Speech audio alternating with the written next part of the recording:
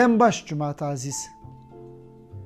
Ez dixwazim ji we re behsa sê û sivan bikim.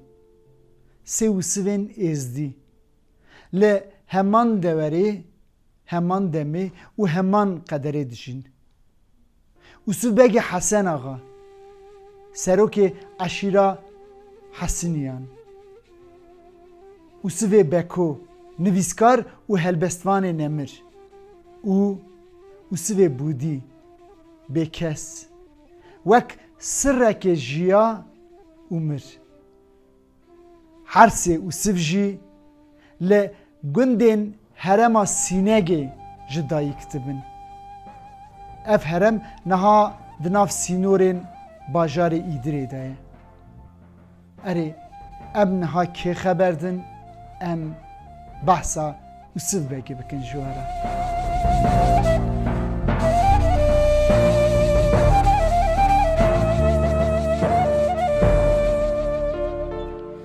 Usûvbek di sala 1806 da li gundê Eslanliyê ji dayîk dibe. Hesen axa dema çaxê xandina kurê wî tê, wî dişîne bajarê Eçmiazînê dibistanê. Usûvbek û müzîkjen û oldarên Ermeniyan Gomidas heman dibistanê de dixwînin û hevalê hevin. Wê heman qederê jî bijîn û bibin qurbaniyên heman hişmendiyê. Usûvbek mirovekî xwandî, zana, wêrek û serok e. Bi van marîfetê xwe dema şerê cîhanê yekemîn da êl û eşîr û milletên xwe komkujiyeke mezin xelas dike. Wextekê jî wek nûnerê êzdiyên Ermenistanê tê hilbijartin ji bo Meclîsa Ermenistanê. Lê dema pêkutiyên Stalîn dest pê dike, Usûvbek bêpar namîne. Mixabin pêşiyê derdikeve diçe İranê. Lê hesreta milletê wî nahêle were bimîne, şûn ve digere Ermenistanê nava malbat û milletê xwe tê girtin û sirgûnkirin. Sala 1934 da li sirgûniyê jiyana xwe ji dest dide. Degelî baberano me sala îsal ve dakiye ağayê elê maqulê malê vay. Ade divê bavê Usûvbekê siyarê gewro ax şêrê qemer lo çar gul çike oy. İdeno be ideno be ax wezîro lo bedeno be مگو مقولو بدنا به دمگو ایل حسین و گرانه سازمان خرابه وای خوش برزاره لو بیلو Sal ku dibe 1909 li gundê Quçê du zar tên dinê. Wê gavê Usûvbek 40 salî ye. Şohreta wî ya bi nav û deng e. Navê her du zara jî Usûv datînin. Ev helbestvan û nivîskarê Nemir Usûvê Beko û Usûvê Bûdî ne. Qedera wan şerê cîhanê yekemîn diyar dike. Salên şerê cîhanê yekemîn da her du Usûv jî dê û bavê xwe winda dikin. Usûvê Beko Yerîvanê ber destê malbateke Ermenî mezin dibe, dixwîne dibe dadwer. Bêra şerê cîhanê duyemîn da tevî şer dibe û birîndar dibe. Lingekî xwe winda dike. Wê şûndatir dest bi nivîsandinê dike. Çilî şûndatir ew helbest û çîrokên nivîsîne çi qasî bi temin. Behsa hesreta welat, çiya deşt û zozanê welat dike. Helbesteke xwe da dibêje ku qîz û bûk cêr li ser mila mîna werdeka qelfe qelfe ber bi kaniyê dimeşin ve digerin zomê.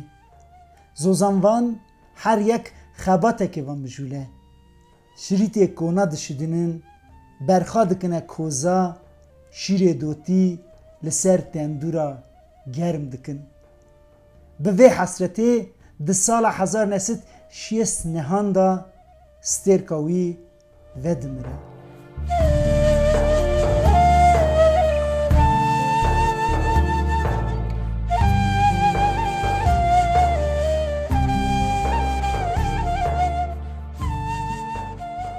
Her se û siva da yê herî zehmetiyê dikişîne, janê dikişîne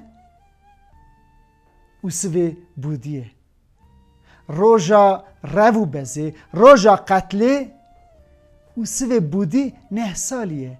Ew keça meta xwe Eyşan li pişt girê fêza gund berxa diçêrînin. Bi dengê gulla û hawarê dema ku derdikevin ser gir dibînin çi? Leşkera dora gund pêçane, agir berdane gund û şêniyên gund di nav lingê leşkere dane. Her du zarê tifal ditirsin, berxa û gund piş xwe dihêlin direvin. Bir rojan tî û birçî wan deran wê dûzê çiya û geliya da xwe vedişêrin. Dema çendekî şûn da tên salixtiya gund dibînin ku ber deriyan nav malan tijî cinazene. Sawa miriya dide serwana gund derdikevin ew derketine. Gelî û şikeftê gilî daxê da dimînin. Ji bo zikê xwe têr bikin car caran da dikevin gundê ewle. Xwarinê berhev dikin û çêrê top dikin. Ne tenê ew her du ne, sedan zarê sêwî hene. Dema rojekê ji bo xwarinê da dikevin gundekî, li wî gundî sê hevjînê axê hebûne. Hevjîna wî ye piçûk zarê wê çênabin. Dema û siv di nav zara da dibîne û siv zarekî bedew e.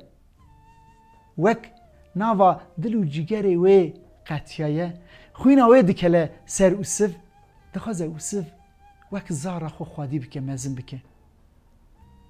Hevjînê wê jî destûrê didê. Lê û siv razî naye. Ji ber ku destê û siv ji Eyşanê nabe.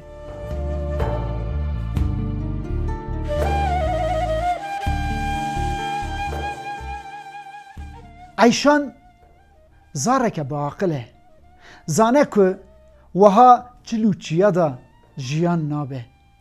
Ji bo û siv rehet bike û bijî û siv qanî dike. Dibêje birawo tu bimîne, ez ê jî car caran bêmê te bivînim. Wisa jî dike çend cara tê, lê dema ku cara dawî tê, halê Eyşanê perîşan e.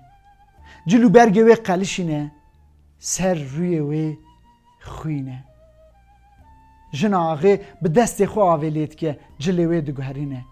Dema dikeve xewê fîza dike, digirî lawa dike Eyşan. Dest nedin min dibêje. Çendekî şûn da dema ku gund vediqete diçe cardin venagere.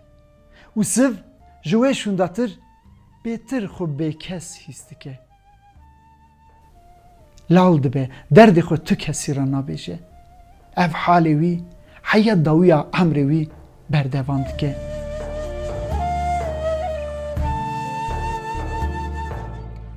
Notsaliya xwe da jî car caran xewa xwe da digirî. Dengê zareke nehdeh salî. Dema şiyar dikin jê dipirsin te çi xewndît, dibêje nayê bîra min. Lê na. Û siv tu carê ji bîr nekiriye ku dema xewna xwe da gundê xwe û Eyşanê dibîne û bi dengê zareke nehdeh salî digirî. Serê salê 2000 da dema ku di nav nivînên mirinê de ye, gazî malbatê dike. Dibêje ez ê sirreke xwe ji we re bêjim. Cara ewil û cara dawîn dibêje wê sirra xwe. Kesî ra parî venekin, yê we bikuşin. Ez êzdî me.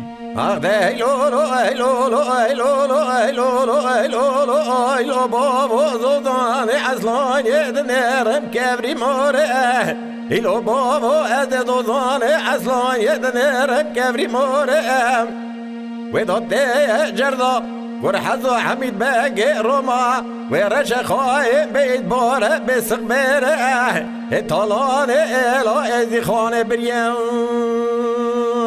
کت یه نووا کری کربلا بخبران لفدش بره